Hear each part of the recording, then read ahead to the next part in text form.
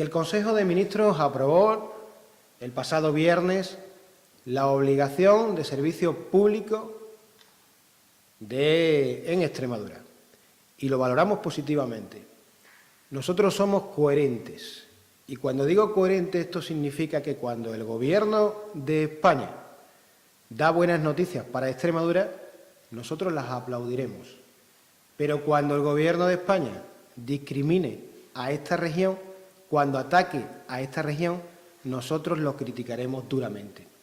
Y en eso nos diferenciamos del Partido Popular, en el que el Partido Popular de Extremadura siempre aplaude al Gobierno de España, aunque a veces el Gobierno de España, en muchas ocasiones, nos discrimina. Por eso nosotros estamos contentos con que se haya declarado la obligación del servicio público en Extremadura para los vuelos del aeropuerto de Talavera. Pero entendemos que de bien nacidos es ser agradecidos.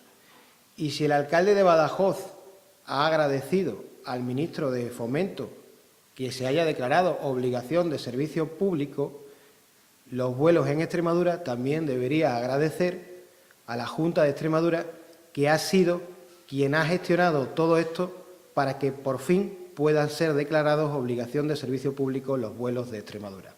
Porque hay que recordar, cuando llegamos en julio del 2015 al Gobierno, no había vuelos en Extremadura. Por tanto, aquellos que ahora del Partido Popular se quieren poner medallas, que se vayan quitando las medallas, porque en julio de 2015 no había vuelos en Extremadura. No había tráfico aéreo por la mala gestión del señor Monago y del Partido Popular. Y ha sido un Gobierno socialista el que de nuevo volvió a abrir el aeropuerto de